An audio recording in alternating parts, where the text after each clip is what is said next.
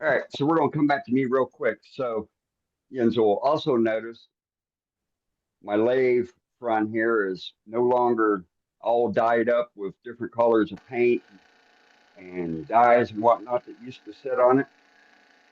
Mhm. And so it took me all of about, I bet, 10 minutes to clean it off. Easy off oven cleaner. Spray it on, let it sit for about 3 minutes. Take yourself a napkin and just wipe it off. Then when you're done wiping it off, go back over it again with denatured alcohol to get any residue off, and you're good to go. It didn't do anything Sounds to the like he's finish of your didn't do anything to the finish of your lathe.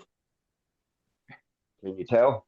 Yeah, it didn't No, didn't touch I'm the asking. yellow, the After black. you were No, done, after you were done, did you use water or something to take that residue off, no, or denatured alcohol. I said. okay, yeah, denatured alcohol so then, right? Okay.